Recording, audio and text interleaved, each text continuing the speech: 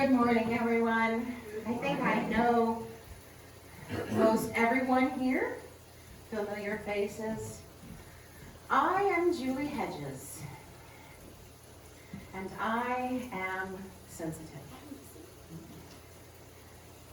I have always been sensitive, even as a child, sensitive to light. Even on this is perfect, a day like today where it's not sunny, it's cloudy, but there's still that brightness. It's very sensitive to my eyes. I need to wear sunglasses even on a day like today. Sensitive to noises, sensitive to smells, sensitive to energies, and of course, emotions. So always sensitive. And growing up, being sensitive wasn't always looked upon favorably. Oh, you're so sensitive. Oh, look, who's crying again? You wear your heart on your sleeve. So those messages that I heard from teachers, from even exasperated parents, and getting teased, or now we call that bullying, from other kids or other sources, I learned that showing my sensitivity was not a good thing. And so what I did was I made a very deliberate decision to not show my sensitivity. Oh, I felt it. And I still feel it. But I locked it down so that it wouldn't show on my face, so that it wouldn't show in how I moved around in life. And creating very strong boundaries between what is visible and what is not. And growing up in even my own body created barriers of protection for that sensitivity.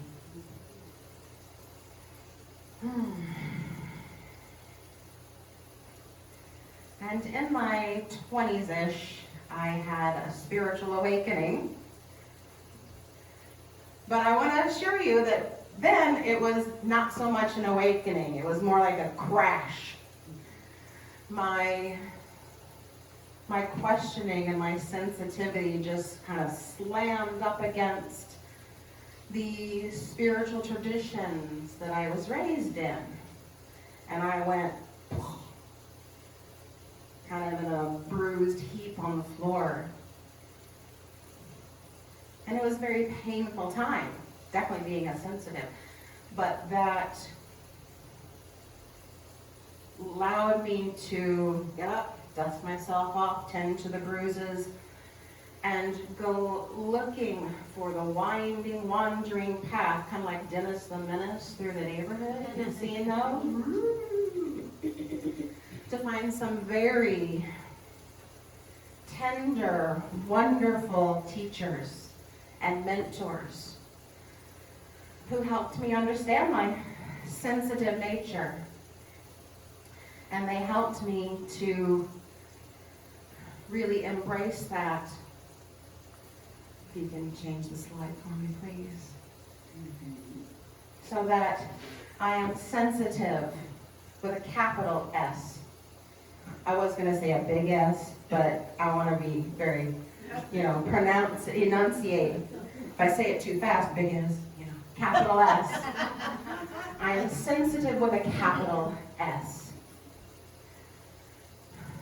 And with my sensitivities to light, sound, other energies, other people's emotions, as a sensitive who is grounded and disciplined and has developed my skills, I am able to help people around the globe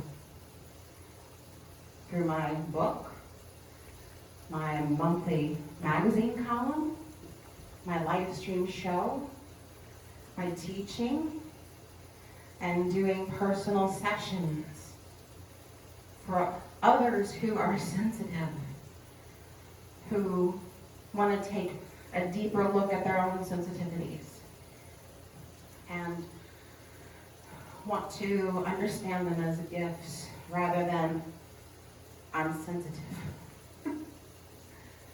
What do I do with this? How do I handle this? I know I was there. And I had wonderful teachers and mentors to help me work those muscles so that I can accept my sensitivity with a capital S, and then hopefully be a mentor and a coach and support others. So, how do we do that? All right, let me back up. Rewind. As a sensitive, both with a little s and a capital S, and I know I see lots of sensitives out here. We know when someone is not in integrity. We know when someone is not being honest. And that is a hard truth to know as a sensitive. It's an important truth, but it's a hard truth. Because how do you navigate that? How do you handle that? You're not telling the truth. Yeah, I am. I know differently. Yeah, I'm telling the truth. How do you handle that? Well, I think as a sensitive, the most important thing, either with a little s or a capital S, is to take care of yourself. We must take care of ourselves.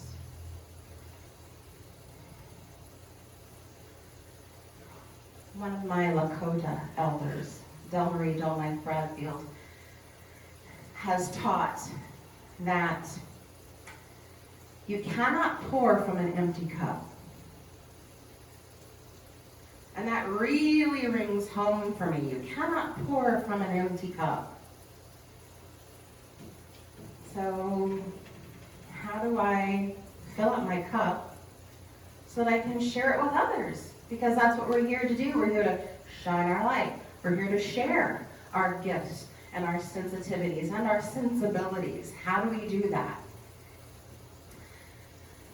Well, there are many ways that we are able to, practical ways, to fill up our cup.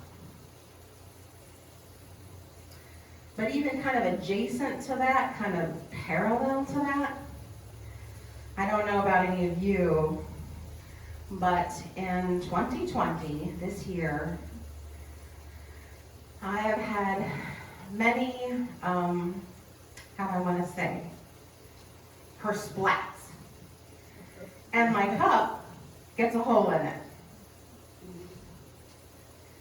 So I have to take care of the hole, fill the hole, so then I can fill up my cup, so then I can share it. Anybody else have splats this year in 2020? Oh yeah. Oh yeah. So how do we fix the splats? How do we fill up the cup? I would love to, we could change the slide, invite you to the Way of the Mystic next Sunday, right after the service at 1 o'clock, where we will talk about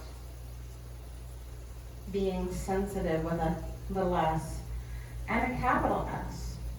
If you would like to go a little bit deeper and connect with that piece of you, that is a beautiful piece of you, that deserves its say, that deserves all of the feels and all of the understandings. And you deserve to have your cup filled. And you deserve to have your kersplats patched up. So we will talk about very practical ways to do that. If you have a hole, how do you patch it up so you can fill it up again, your cup up again, and share it with others? And we will talk about what does it mean to be a sensitive, and what are your sensitive soul abilities? What do they do for you? Instead of, oh, I've had too much. That does happen. Even myself, I have to take some extra girding up, we'll say, in order for me to face the wall Martians. My family, I love them dearly, but they are very crazy and very loud.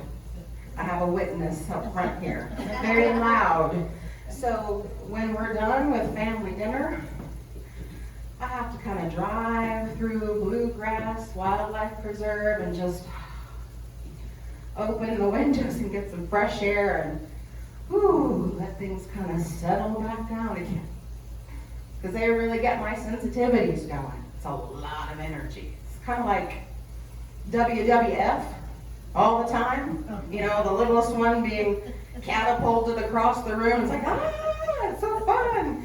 Yes, but it's very loud.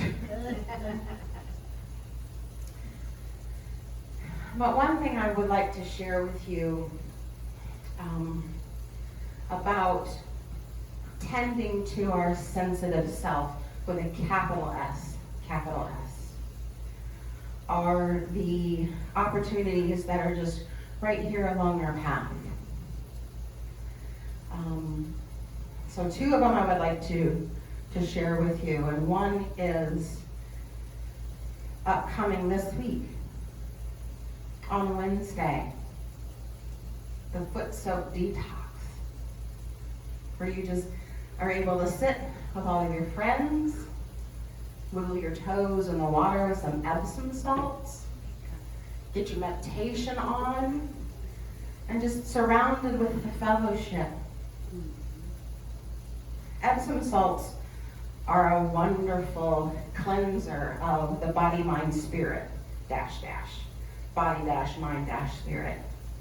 And did you know, I learned this from a reflexologist, by the way, did you know that just soaking your feet impacts your entire body?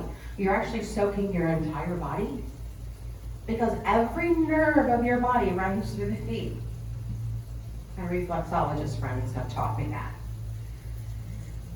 So you can get the benefits for your entire body, mind, spirit, from coming to that foot soap.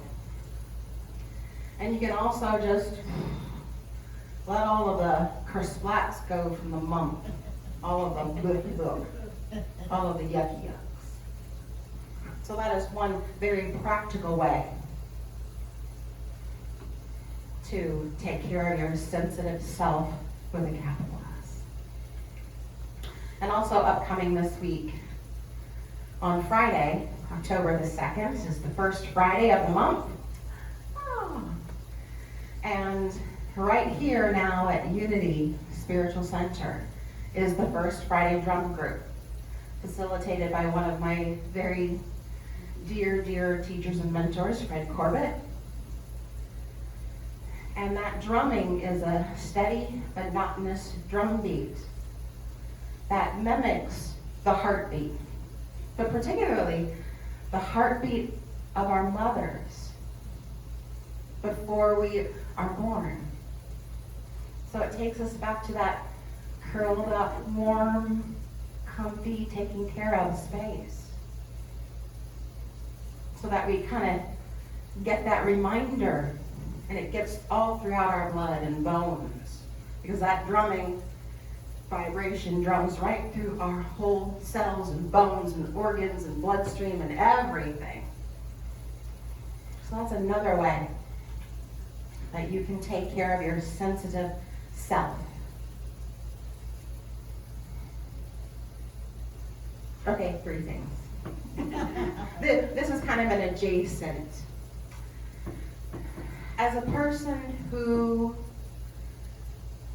organizes and facilitates my own events, I know very personally how much commitment and how much work it takes to do events. And I want to thank Lisa and Carly, who's not here today, for their commitment and loving work. It's done with love. Their loving work to provide the Wednesday night energy circle for this whole community. Because it is commitment and it is work. I know and I appreciate how much work it is behind the scenes that we don't see. Because all we see is all the chairs set up and all the hot water up here and the tubs and everything. How long do you think that might take? And I know that Lisa and Carly won't tell you that because of their gracious spirits. They do it with love. Their grace, they won't tell you that. But I'll tell you that. I'll tell you how much work and commitment they put into this. So thank you.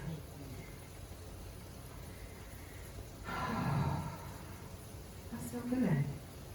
Thank you all for coming out today. There's one more thing that I would like to share with you, and that's a prayer and centering meditation.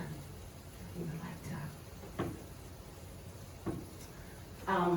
For the Way of the Mystic, there are flyers out there, sign-up sheet, if that speaks to your heart.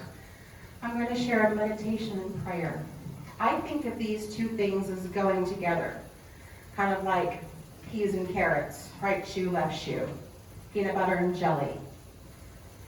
I think of prayer as me talking to the divine. The divine, hello God, it's me, Julie. The divine spirit within me. And meditation is the divine speaking to me and through me. So it's that communication, the in-breath and the out-breath.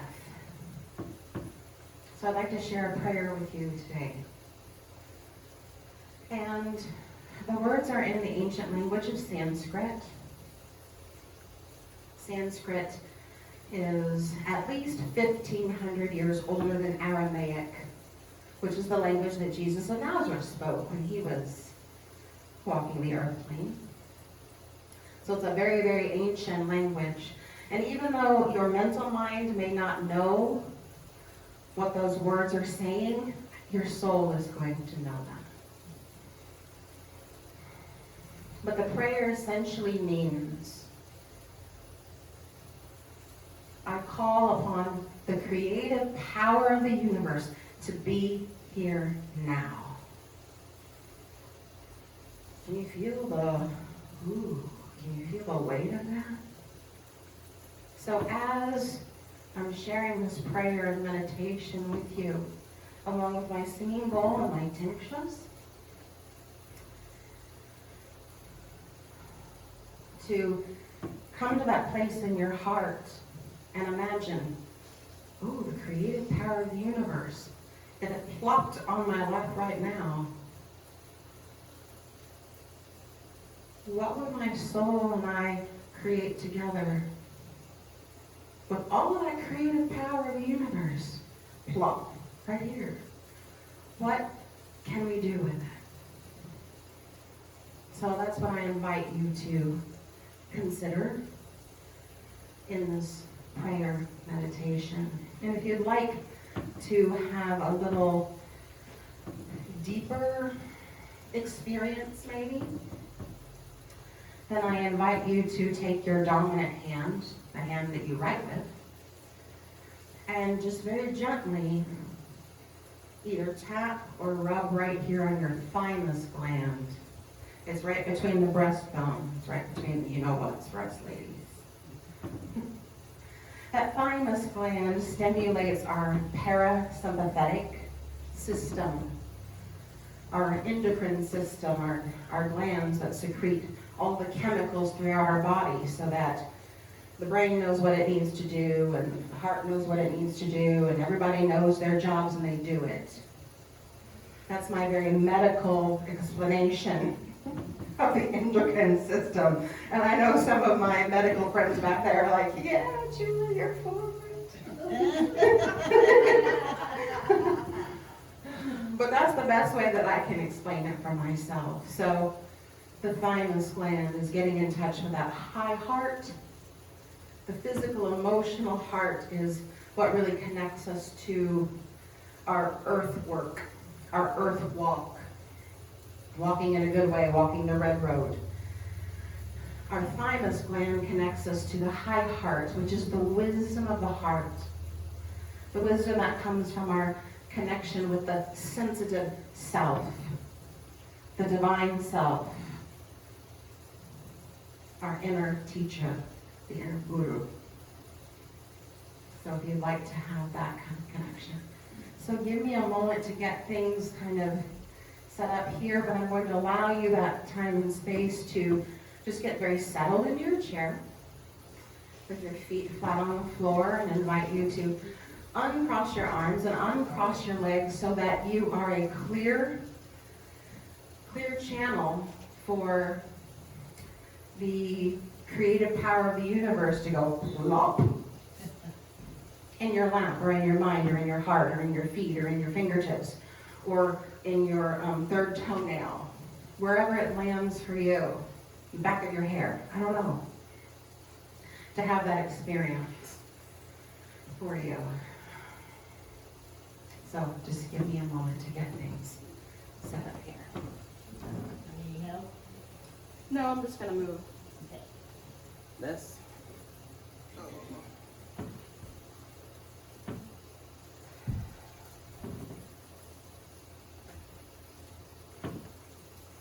It's yellow. I pushed it so it's yellow. So does that mean that it's off right now? I've never seen it yellow. Okay. All right.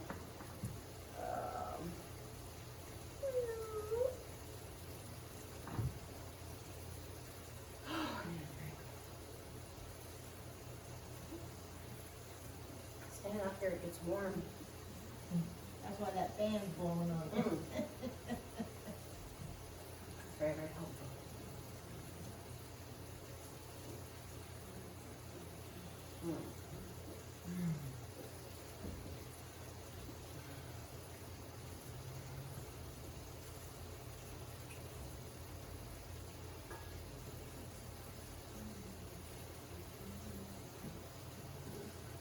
So I just want to check the volume right now. Check on all of you out here. I want to just be a very gentle and soft offering today so that you can kind of hear me, but that in your own meditation centering space you are experiencing what you need to experience. And if you need to go off somewhere or you need to not hear me, that's cool too.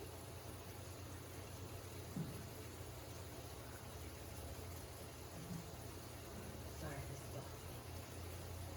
but you're going to be in your meditation space.